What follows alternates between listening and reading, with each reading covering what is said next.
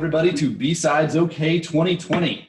We're coming at you from the BSidesOK world headquarters here at SageNet. They're hosting us this year, our organizer team. And we are excited. This has been a crazy year with everything that's going on with the pandemic and the quarantine and having to shut off our plans for the live conference. But we are so excited that we are finally here. It's going to be a little different this year, virtual. We have an amazing number of registrants. I checked a few minutes ago. We had 887 registrations. That's a significant bump from a little over 500 or so last year. So we are so excited. Couple things that I want to let everybody know about as we get started here. First off, I want to thank our sponsors. We could not do this without our sponsors. Please, if you haven't joined in Slack, join the Slack channel. If you're registered, you should have got an email this morning with the information on how to join Slack. Jump in there, jump in those channels, participate in the conversation, in the tracks, participate with our sponsors, tell them thank you for being there. And you know, whatever your role is in your organization, in security, talk to our sponsors, find out what they have to offer and see how they can help make your life better. That's why they're here, and they're making this all possible. I also want to thank our gold and silver sponsors. All of these guys are making this possible. I think every one of these guys have been around for years. They've helped BSides. This is our 6th year, and none of this would be possible without each one of them. So please thank them with your words, thank them with your business, and thank them for helping make this possible. A couple other contributing sponsors that we definitely want to point out. Stinnett & Associates has provided the Zoom channels that we're using today. We've had 2 days of awesome training. If you guys participate in the training events, I know you had a great time. If you weren't able to, you definitely want to catch that next year. But thank you to Stinnett for providing that. SageNet has provided this facility for our organizer team to jump in and to have a location to run our command center from. So definitely thanks to them. And then Techlahoma for providing the Slack channels that we'll all be interacting with. Again, I don't want to downplay that. If you're not on Slack, jump on there, engage, interact, check that out. We also have, and I forgot to put it up here, Corporate Security has provided a CTF, a capture the flag setup that is just amazing. You definitely want to participate in that. Jump on Slack. You can go to BSidesOK-CTF in Slack and participate in the CTF. It's a lot of fun. It'll be great. And then also ISSA, both the Oklahoma City chapter and the Tulsa chapter have always supported BSidesOK from the very beginning, and we definitely want to give a shout out to them. I obviously forgot to include their logo, so sorry about that. Swag. Everybody wants to know about swag. What's the deal? You come to a conference, you get swag, right? Well, that's a little bit harder to do virtually, but we're going to make it happen thanks to our sponsors. If you go to your Eventbrite registration, when you signed up, just like you did to register, go back to the website, hit that tickets buttons again. Now, when you click the tickets button, you have a new ticket you can add on. There's a swag item that's free. You can change it to 1, hit checkout. Here's the thing. When you do that, it's going to require your mailing address. We can't send you swag if we don't have your mailing address.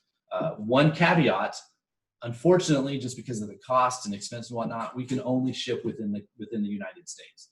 I know we've got some people registering from around the world, and unfortunately, it's just prohibitive for us to be able to send that swag around the world. So do that. We've got free t-shirts, just like always, and we'll ship those out. Perhaps more importantly, lunch. BSidesOK is all about free lunch, right? We have worked out and coordinated, thanks to our sponsors and working with Uber Eats, we were able to give you a $15 discount on lunch. Caveat, it only works in the Uber Eats mobile app. You know what? Hey, this is a security conference. I don't want to know if I want to install this mobile app. Who knows if I can trust it? We went through, we checked it out. You do not have to give it any additional permissions. It will ask for some permissions, nothing extraordinary, but you don't even have to give it to them. You can just say, you know what? I don't want to give you my location permission. I don't want to do whatever. You do have to set up an account with them. But once you do that, you can get that $15 discount. There is a limit on that. I think we limited it to 500. But definitely go jump on there. So the first 500 can get that. What is this? Tiny.si BSOK? Do I really want to click this link that this hacker gave me? Well, you know, that's up to you. If you want the $15 discount, go for it. Maybe open it in a virtual machine on your phone. Can you do that? I don't know. The reason that we put that link on there is just so it's easy to type and see, and you can get to the actual Uber Eats link was like incredibly long, and there's no way you were going to be able to go through it. So follow that link and you'll be able to get your free lunch. Before I get to our keynote, one more thing I wanted to say, and I forgot to add a slide on this. Huge shout out to all of our sponsors, but also our volunteers. We've got an organizer team for BSidesOK that has just done an amazing amount of work over the last 15 months or so. As soon as BSidesOK 2019 ended, we took a month off and then we immediately jumped on having monthly calls and starting the organizer process and getting everything ready. This year has been crazy and our team has just been amazing. So if you see any of the organizers on Slack, if you see them out in public, tell them thank you, buy a beer, definitely just show them your appreciation. Carrie, Chris, Aaron, John, Pedro, and James have really made everything work this year. So with that, I want to introduce our speaker, Jordan Wright. Jordan is a principal research and development engineer. I apologize, Jordan, I didn't write that down, at Duo Labs or Duo Security. He has done amazing things. If you read many blogs, if you follow security on Twitter, you've definitely seen Jordan's name. Jordan is also the author, primary developer extraordinaire behind the world famous phishing framework Gophish. If you've been doing phishing at all, I'm sure you've heard of and used Gophish. It's a fantastic framework. We use it to secure ideas. I love it. And Jordan is the man behind that has made all that happen. So with that, I'm going to turn it over to Jordan and let him run.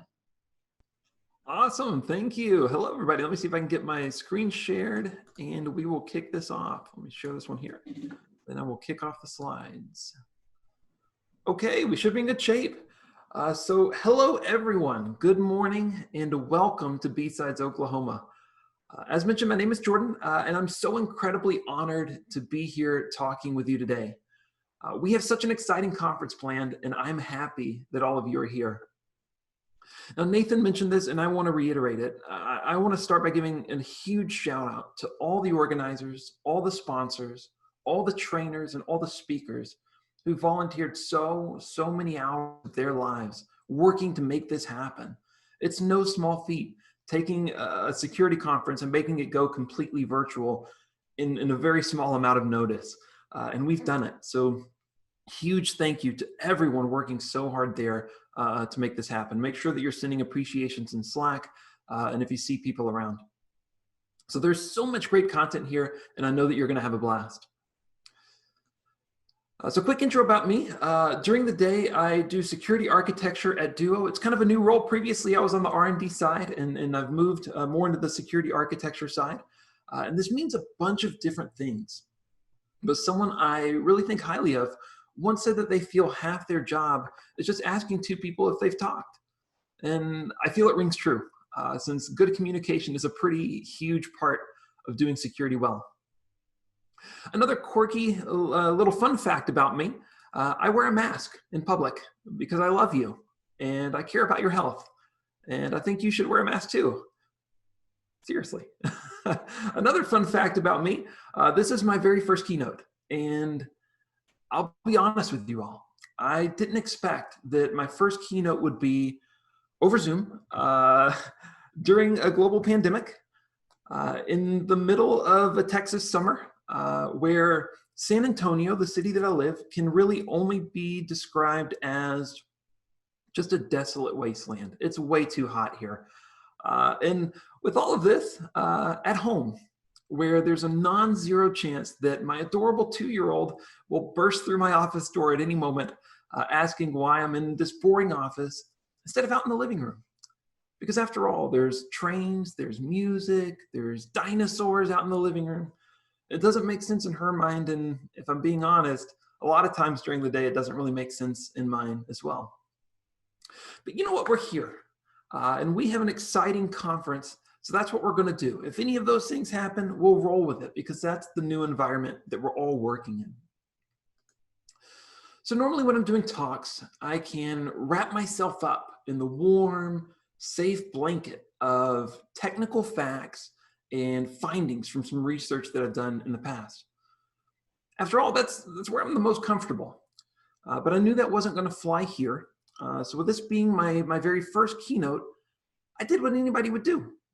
I looked it up. And everywhere that I found, people said generally the same thing. They said that the keynote should set the mood of the conference. The job is to set the tone for everybody and kind of give everyone an idea of what to expect. That wasn't very helpful to me because this has been my mood for like the last 5 or 6 months. And nobody wants that. I mean, this is B-Sides Oklahoma. Just look at this. This is, B-Sides Oklahoma is supposed to be a technicolor dreamscape where a tornado swirls ideas around a close community in the forefront of a retro neon sunset.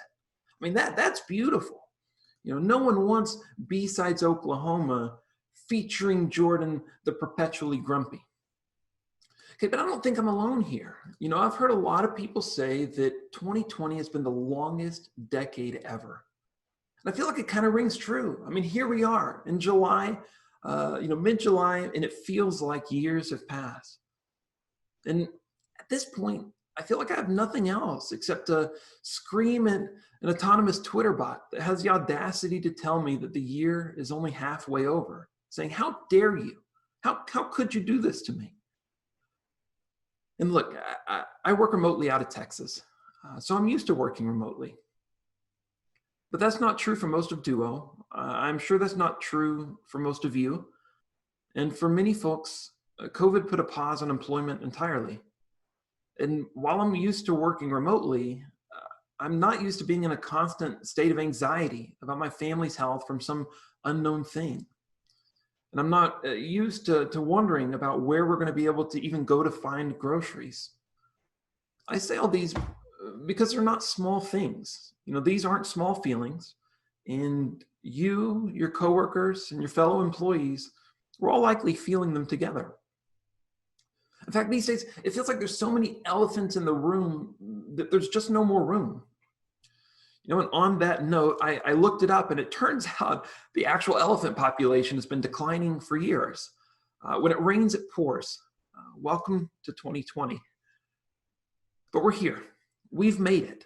Thanks to the tireless efforts from all of the organizers, we have a stellar conference packed with tons of great talks just for you. So for this keynote, I didn't want to set a grumpy mood. Quite the opposite. In fact, if you know me, you know that deep down, I'm an optimist. Some people see the glass of water as half full. Some people see it as half empty. Me, I think the most important thing is the meaning of friendship the entire time. So instead, I wanted to take this opportunity to slow down, to take a step back, and to talk about 3 things. First, I want to talk about what it is we do when we're faced with something like COVID, specifically what we do as a security industry. And while there's plenty of scary things going on, that doesn't mean that there's not exciting things happening in our industry. So I want to take some time to highlight some exciting things that I think are really neat, and I want you to be excited about them as well. And last but not least, I want to give some recognition to some inspiring things going on outside of our InfoSec bubble. After all, the world is a really big place, and I think our job is to make that a safe place. So I want to leave room for some important topics that I feel are worth mentioning. So let's jump right in. Every so often, security teams get together with the rest of the organization, and we brainstorm all the different ways that people and nature can hurt us. They can hurt our feelings. Okay, these terrible little brainstorms are called disaster recovery planning or disaster recovery exercises. And they serve an important purpose to help us plan. They help us know what can go wrong and then help us know what to do when or if those things go wrong. Typically, it looks something like this. During these exercises, we prioritize the things that are the most risky, meaning that they have the biggest impact to the business and they're more likely to happen. These come out in a spreadsheet where you have the threat on the left, you have the likelihood, and then you have the impact that we talked about. For example, maybe we consider that our data center is hit with a power outage. In this case, we could say, all right, we want to make sure we have redundant power. Maybe we need 2 data centers that have an active-active situation going on. Or we consider a server hard drive encrypted with ransomware. Great. We'll do our best to mitigate ransomware in the first place, but then we'll make sure that we have regular tested backups that we can lean on if we need to, and so on and so forth. The thing about it is, I can almost promise you that none of us had a global pandemic occurs, causing our entire workforce to go remote in a matter of mere days with the added stress of individual and family health concerns. We all went home before we reached this section of the spreadsheet. And whenever we think about it, the likelihood of this, yes, it's pretty low. Okay, and the impact on a scale from low to high is really just this picture of a hedgehog screaming. Okay, but that's where we are. That's where all of us are right now together. So if none of us had this on our disaster recovery planning, that means that none of us really have a playbook for this. And yet it happened. So it stands to question, what do we do whenever we don't have a playbook for something? I'd argue there's three things, specifically for this incident.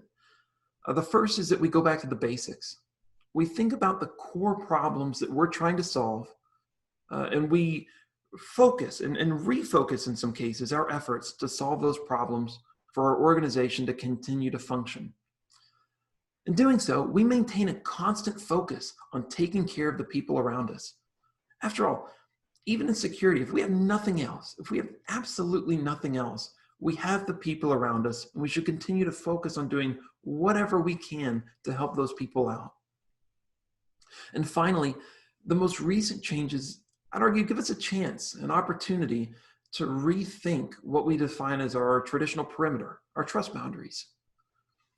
So we'll see all of these things come up, not only in this talk, but also throughout the conference. I was looking through the exciting schedule, and there's so many talks that hit on these three themes. We'll see them in the exciting things going on in the industry, and we'll see how our work in these allow inspiring things to happen across the world. So when an incident occurs, there's really no guarantee that we'll have step-by-step instructions on how to deal with it.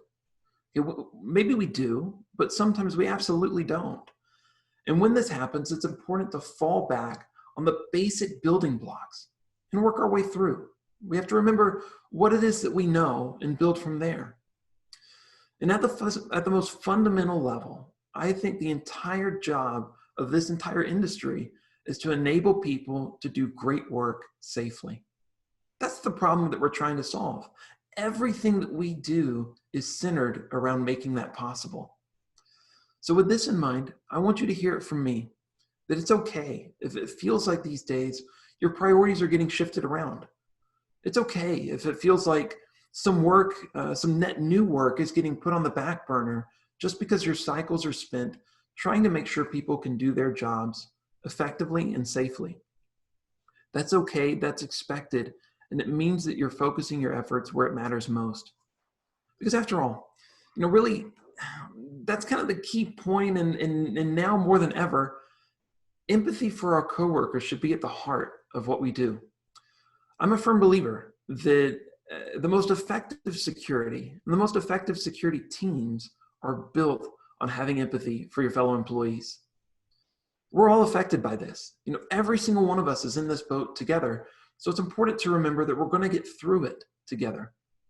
This is as an industry, as peers, and certainly as teams in your organization. But things change, and this isn't easy, and as our work environment changes, new challenges are created. One of the most obvious changes to how we work can be summed up something like this. If we're all being honest with each other, we've just had like 5 years of remote migration happen in like 5 months. This isn't a small thing. This isn't a small feat. None of us plan to have such accelerated moves to the remote workforce. But one of the things that's exciting to me is that we're doing it. We're taking on the challenge and we're making it work. But it's not easy. And for decades, we've built up this fundamental notion that we have our corporate network and we have the internet, okay, otherwise known as the good place and also the internet. And that's largely how we've drawn our perimeter. That's how we've thought about our trust boundaries. We can think of the corporate network kind of like a Bob Ross painting. Okay, it's full of mountains. It has trees. There's nice warm sunshine. And look, if you make a mistake, it's okay. Just turn it into a bird. It's a beautiful bird now. It's okay because it's your corporate network and it's a safe place. For decades, we've built our perimeter this way because we could. Our users and our applications all lived on this network. Now, in a matter of months, all of our users went remote. Now they're no longer sitting in a trusted area at their desk. We need to account for that by making sure we have the same security properties that we've relied on for so many years. And on top of that, half the battle is just allowing our employees to continue working remotely in the first place. That alone is a huge challenge. But I wasn't entirely honest earlier because there's a catch. The secret is that a lot of our applications have been moving out of our corporate network for years as we migrate at different speeds to start using more and more SaaS applications hosted in the cloud. Now we have to account for giving the same security properties regardless of where the user is, where the applications are, whether they're out on the internet or on our corporate network. So this doesn't really mesh with how we've traditionally thought of with our trust boundaries. And there's a lot of different ways that you can tackle this, but one of the exciting things for me is that we're seeing organizations use this as an opportunity to start thinking differently. Here's what that looks like. So instead of basing our perimeter on where we're sitting, what if we base it on what we know? First, what we know about the user, such as who they are, what groups they're a part of, how they've authenticated. Did they use two-factor authentication? And then what we know about the device that they're coming from, like whether or not it's in a state that we deem trustworthy, which means different things to different organizations. Maybe your organization cares about whether or not the device is a device that the company owns. Maybe you care if it's fully patched and up to date. Or maybe you want to make sure that it has all the security agents installed on it that you expect. Both of these things together make up an identity that we can use to establish whether or not to allow access to an application. Now, this is a really powerful shift in how we're seeing the industry think about access to applications. Right? If we make sure that every request is authenticated and authorized based on this identity, as well as encrypted, because it should be the default, but especially now that we don't know where these connections are coming from, then I would argue it doesn't really matter as much if the user is sitting in the office or if they're sitting at home where they should be, if at all possible. Additionally, this changes how we think about access in general. Instead of having some blanket presence on the network, now we're defining everything as granular, authenticated access to only the applications you're allowed to use in the first place. Put another way, your identity becomes the perimeter instead of just where you're sitting. This new shift has quite a few terms. Okay, Google published a series of really stellar papers on their implementation of this called Beyond Corp. But more recently, we've seen it referred to as zero trust networking. Now, you may have heard this as a buzzword recently because it's becoming a buzzword. But if you hear it again, just know that it's pretty much what we just talked about. It's granular access based on the user and the device. And look, it's important for me to mention that there is no on switch here. There's no on switch for zero trust networking. It's very intentionally a journey towards this more granular identity-based access. It's 100% okay that what's top of mind for a lot of us is just making remote access work at all, much less fundamentally rethinking how we consider our trust boundaries. That's okay. What's exciting to me is that we're seeing organizations start on this journey. And that as an industry, we've kind of been working to lay this framework for quite some time. So organizations who are looking to do this, they don't feel like they're on this journey alone. But there's a pretty big problem with what I just talked about. Did you catch it? There's a pretty big prerequisite before any of this is possible. That's that you can't build on identity if you can't prove identity. And this goes for both the user and the device, but today I want to focus on the user. So there's a fundamental truth buried at the core of our industry, is something that all of us live with day to day, and it's been our burden to bear for as long as computers have been around. That's that passwords suck. Somewhere along the way, we've decided that secret code words are the very best that we can do to gain access to everything. And we predicate this on our theory that people are super good at keeping secrets. And look, these aren't my words. These are the words of everybody. These are the words of, George Washington probably, but they're true. All right. All of us, and I would say very understandably, pick weak passwords to begin with. That's understandable. These passwords are then reused across accounts, stolen by attackers, and then subsequently forgotten by the people who set them in the first place. And that's not a problem with people setting up, passwords. That's a problem with just passwords. All of this lends to passwords being expensive. They're expensive to organizations who have to handle the management of them, and they're expensive to our users. I don't think it's an exaggeration for me to say that passwords are probably one of the most unempathetic burdens that we've put on our coworkers, our friends. Asking someone to memorize a strong, random, unique secret for every single website they've ever used, to me, is just silly, right? Passwords aren't just technically bad. I would just say they're just bad. And along the way, we've tried to throw some flex tape on this whole situation to try to mitigate some of these issues, like password policies or password managers to manage all your passwords, maybe 2FA to give you a stronger way to log in, hashing in case passwords are stolen, compromised credential detection, and really whatever else NIST is saying that we have to do these days. And it's clear, all of these are Band-Aids, but they can be really effective. Okay, just look at this study. From Dorther et al. At New York University and Google. In the lower left, you can see that varying methods of 2FA are all effective at thwarting account takeover. And just so we're all on the same page, yes, some 2FA mechanisms are better than others. This chart agrees. But I've seen some debate about this recently, and I want to set the record straight. If all you have as an option in some cases is SMS-based 2FA, enable it. It's so much better than having nothing. We're continuing to do better, but we still have to meet people where they are. And it's not just 2FA, right? This study from Thomas et al. At Google and Stanford covered Chrome's compromised credential detection that was initially a Chrome extension and has since been baked directly into Chrome itself. And they found that generally, whenever they told somebody that their username and their password had been seen in a previous breach, that person would be more likely to choose a better password moving forward.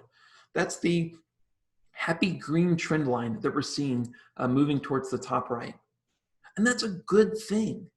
So, even though these can be Band-Aids and sometimes they're effective. 2FA is effective. Compromised credential detection can be effective. Password policies also exist. But all of these things don't address the root problem of having passwords in the first place.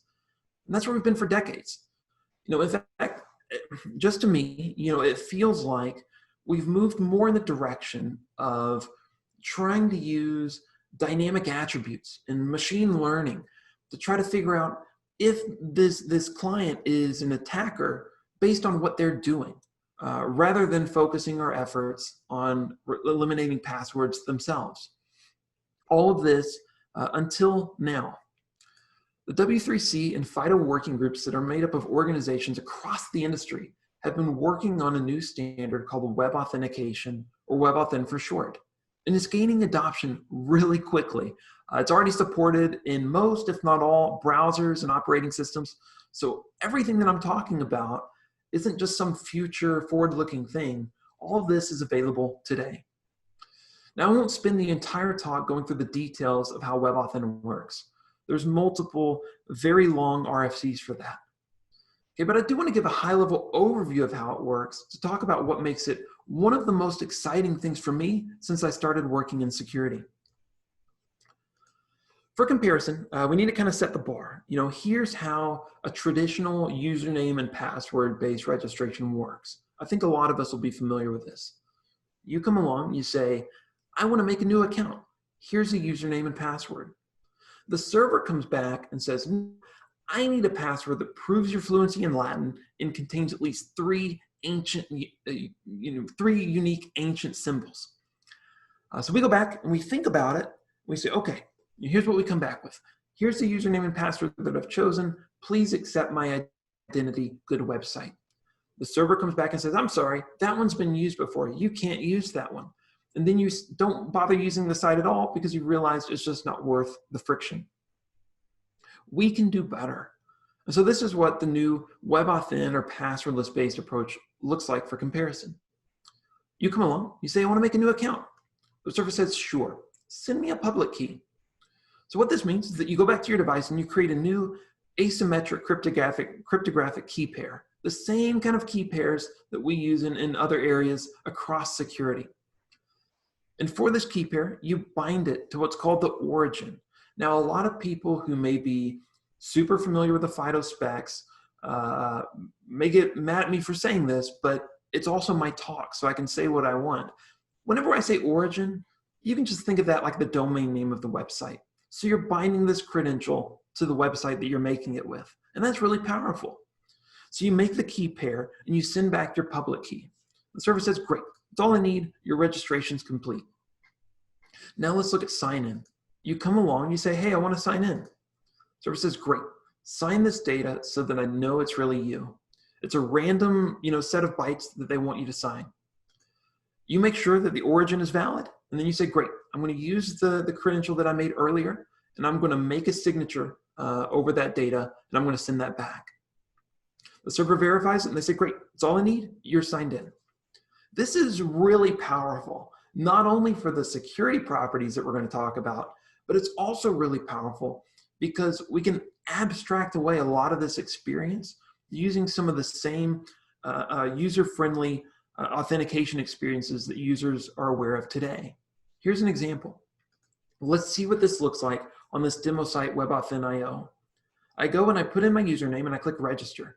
Chrome is going to say, do you want to use Touch ID to register with this site? That's what it looks like to me. I do, and then I log in the same way. And that's it. Boom, I'm logged in. This is incredibly powerful, and the user experience is really something to be excited about. But I do want to be clear, okay? So even though this is built on cryptography and it leverages key pairs, your users should not need to know any of that. That's the way that this can go wrong. So while working groups and organizations are still trying to figure out the right verbiage to use, I can promise you that if any of us forces users to think about cryptography, like Liam Neeson in Taken 1, Taken 2, and even Taken 3, I will use a special set of skills to come find you and make you right. I will not force users to learn cryptography on a blackboard over and over again. And then I'm going to ask you to generate a key pair by hand and sign over that data. That's how important it is for us to do this right. We have to bring that empathy to the user. And what I like about Passwordless is that it really goes back to our themes. It hits every single one of these. First, there's nothing more basic than authentication. Eliminating passwords is at the core of a big part of our industry. And with an increased user experience, a better user experience, we're also focusing on our people. And it also, we mentioned that we can't rethink our perimeter. We can't base it on identity until we prove our identity. And Passwordless takes us one step further to that. So it's hard to overstate how important I think this is to our industry. Finally, we're getting a chance, an honest chance, to both wipe out some of the biggest threats that we face while improving the overall user experience. Okay, compare that with what we had earlier, okay? All of a sudden, now that we're using key pairs, the idea of weak and reused really don't apply in the same way that we saw earlier. And if an attacker dumps a database and they get a bunch of public keys, that's not nearly as big of a deal as getting passwords or even password hashes. There's no such thing as forgetting your credential because we didn't really know it in the first place. It's tied to my device. And all of this is trending towards both an experience and a technology that's less expensive for everybody. So all of this is done because folks across the industry are willing to come together and boldly take on some of the most foundational tech debt that we've built up for decades. And we're not where we want to be, okay? But we've started on the journey. Now, one of the things that I really like about Passwordless is that it's focused on the end user. Okay, I'm a firm believer that at our core, our industry should relentlessly advocate for the security of our users and our information. That's the reason for the season. That's what this whole thing is really about. And we've been seeing that advocacy and that innovation in other areas as well. Okay, one of the areas that we've seen a huge increase in attention to is privacy. And this interest and focus alone is what makes me excited about what's to come. Now, there's multiple talks today that center around privacy, and I'd encourage you to go watch and attend those. But let me give you just one practical example of how this is playing out and kind of what's top of mind for me these days. You may have seen tweets like this one, where companies you probably never heard of are showing how people are responding to COVID. Okay, let's look at the video of this. Okay, you'll watch as an analyst zooms in all the way in to a really small beach in Fort Lauderdale, Florida. They highlight the week of spring break and then lasso about 5,500 mobile devices that were on that beach during spring break. You ready for this? They then zoom out, showing where those devices came from and went to over the course of about a month. Now there's a technical term, for how all of this functions, and it's creepy. That's the term. Okay, but have we ever really wondered how this data is collected in the first place? Typically, it works something like this. Developers of popular apps bundle in SDKs that are created by location data companies. These SDKs collect all sorts of information, such as your location, your IP address, your operating system, and in some cases, the Wi-Fi SSIDs that are around you, or the Bluetooth advertisements that they see in your area. All of this is associated with a unique advertising ID that's tied to your device. It packages all that up and it sends it upstream to the companies where it's then processed and sold in various ways. So that's how this works. And it's incredibly effective at getting large amounts of data. And look, the tweet that we saw earlier is just a single instance. Okay, tweets like these that cover Fort Lauderdale Beach in Florida or the Lake of the Ozarks over Memorial Day weekend. Stories like these that try to give some high-level commentary over how the nation is responding to COVID. And dashboards like these that try to give this holistic picture over time, they're all really telling two stories. Okay, the first is the story that they're trying to tell, which is how much people are social distancing and how much people are moving around as a response to COVID. But the other story that all of these things tell is that location data is collected from hundreds of millions of, I would argue, unsuspecting people every single day. And that's the story that they're actually telling. And look, I know that it can sound funny, right? Me coming along saying hundreds of millions of people every single day. I'm not here to try to spread fear. I'm not about that. So don't take my word for it. I'm not trying to exaggerate anything. Here are the numbers given by 4 different companies that specialize in collecting and selling location data. Look at the top left. They say 127 million mobile devices. The top right, 200 million. In the bottom right, they say 1.6 billion. Okay, the problem with this is really twofold. Okay, first, this data isn't as innocent as it seems. All right, you'll see how quickly companies jump up to talk about how they can track mobilization in response to COVID. But then we see this same data being used by law enforcement to track immigrants. Then we see this same data, most recently, be used to build detailed demographic profiles of those participating in the Black Lives Matter protests. And I'm sure that these aren't the only 2 instances. So that's the problem. This data can and has been used to target both vulnerable populations and people who are just trying to make their voices heard. And the other problem is really just the sheer asymmetry of the whole thing. As consumers, you and I really don't have visibility into what data is collected about us. This is for two reasons. The first is that there's a lack of consistent, widespread regulation that advocates for the consumer. Right now, there's two well-known regulations that you might have been aware of. There's a GDPR that applies to the EU, and then there's a CCPA, which applies to residents in California. To test out, what visibility a consumer has, I ran a little simple experiment. Okay, I sent CCPA requests to 14 different location data companies. And I got back a few different types of responses. Okay, the first type of response is that 5 companies said they couldn't verify my identity according to the regulation. And we'll talk about what that means. The second type of response was that 3 companies said they didn't have any data about my mobile device. And that's pretty self-explanatory. The next type said that they weren't willing to fulfill my request because I was out of state. And then only 1 company sent me my data. And as a little fun fact, 2 of the companies actually took the email address that I used to send in the request, and they subscribed that email to their marketing emails, which, from a consumer, it's not a good look. So I'd recommend not doing that. But let's talk about one of these responses. Let's talk about the out-of-state responses. Here's a detailed topological map that shows in scientific detail where the CCPA applies, which is California, and where I live, which is San Antonio, Texas. This means that I'm not covered under that regulation, and I was left without much of an option except to send in the request, let them know that I'm from Texas, and hope the companies that claim to be dedicated to transparency would be willing to fulfill my requests for my own data.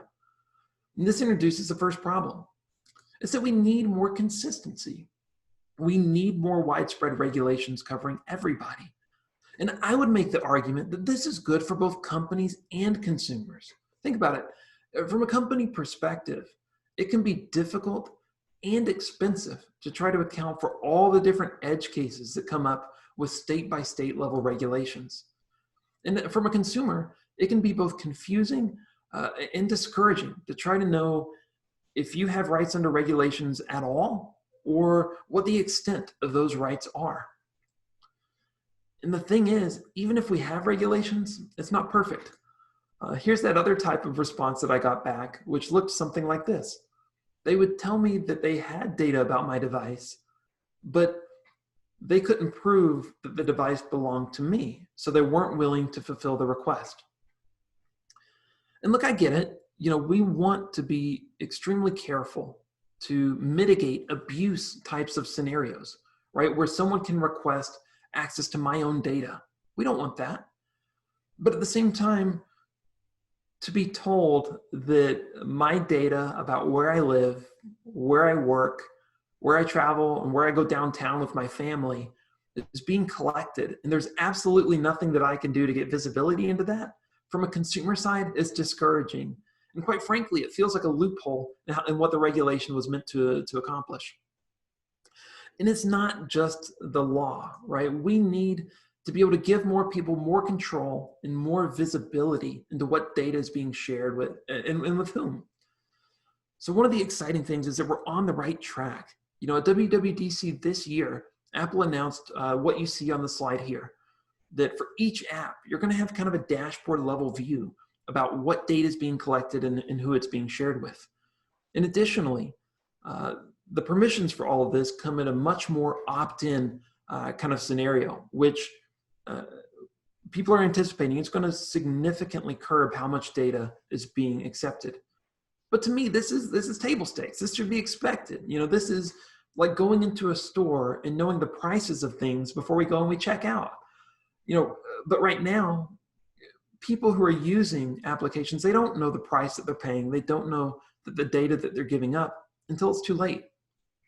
So we can do better, and we have to do better.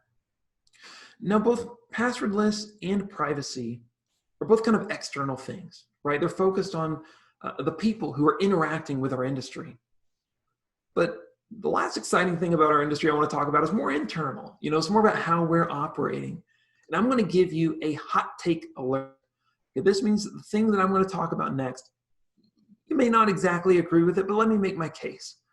Okay, the case that I would make, the hot take, is that I don't think your organization's fundamental security challenges are very unique.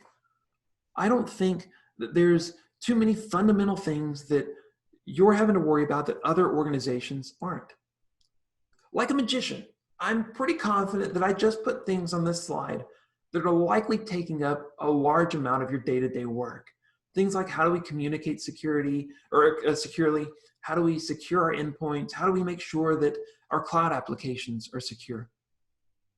All of these are fundamental problems that every single organization faces. And to me, it's just silly that every organization is largely left to figure out how to reinvent every single one of these wheels on their own. Because after all, I'm not looking at this as I want to be relatively more secure than other people. I just want to be secure for my users, for my coworkers, and for our information. So I would say that especially now, more than ever, as we're all experiencing this new normal together, it's the perfect time to level up together. And the good news is we've kind of been doing that for a good while now. First off, whenever it comes to tooling, just look at this screenshot from GitHub. We see over 10,000 open and public repositories that are under the security topic. So this is kind of a lower bound. This is both knowledge and reusable code that organizations can take and use regardless of their security budget. And it's even more than this, right? Because with these tools, and I can speak for Gophish, we're seeing incredible communities building up that are jumping in, helping people out, sending in pull requests to fix all the mistakes that I've made with Gophish along the way. And that's exciting. And I think that's the model that we should be in, is all of our organizations coming together to solve things together. So we talk about tooling, but there's kind of another angle here too. We've been seeing frameworks like the MITRE ATT&CK framework coming along and really helping us establish a common language. Really helping us be able to speak in the same terms, and for organizations, we can now answer the question of, what things should I care about? And how do I respond to those things? So this to me is a sign of maturity. It's a sign of discipline for our industry, and that's a great thing. And so in addition to frameworks, there's also knowledge sharing in general, and forums, just like this one, where we have conferences where people can come together and just say, hey, here's something that I know, and I think it'd be helpful for all of you as well. And this is no different. That's why I'm so excited for B-Sides, because we have an incredible lineup of speakers who have all stepped up to share what they know. I guess all of this to me was really well summed up in a blog post from John Lambert back in December, called the GitHubification of InfoSec. And the idea is that we can start establishing standards and practices that all organizations can use. And put another way, we talk about building all these playbooks. Really all I'm advocating for is that we build those playbooks and we build those capabilities together. Put an even more compelling way, I think, I would argue we need to continue democratizing security. This means at its core, making usable, effective security available to everybody. And look, all the things that I mentioned go back to doing the basics right and focusing on our people. But the world is bigger than just InfoSec. And I think it's important that we talk about that. Imagine for a moment that we have this green circle that is all the world and all the things going on. InfoSec's kind of like this little dot that I made. And it'd probably be smaller, but in Keynote, that's about the best that I could do. So now more than ever, I want to acknowledge some of the inspiring things that are happening in the world and how our work is making that possible. First, we've seen nothing short of heroism from our healthcare industry. We've seen people step up to the plate, taking on risky scenarios just to help us all get through this scenario together. And I couldn't be more thankful for all they're doing and for all, in addition to healthcare, all the essential workers are doing. But we talk about enabling people to do great work safely. This is an example of what that great work looks like. And in addition to healthcare, we've also seen us as a society stand up and say enough is enough whenever it comes to systematic racial injustice. We've seen us stand up and say Black Lives Matter. Now, we give an example earlier of how location data has been used to build profiles of people attending these protests. But what's important to me is that we're using all the technology that we have, all the skill sets that we have, to allow people to make their voices heard in a safe way. That's important. And last, we've seen communities stepping up and lifting each other up. Communities come in all different shapes and formats. They could be your friends, your peers, your family, their coworkers, and certainly in your organizations. But this is a community. All the people in this virtual room together with you are part of your community. So I'd encourage us to lift each other up and just check in on one another. Check in and say, how are you doing? What can I do to help you out?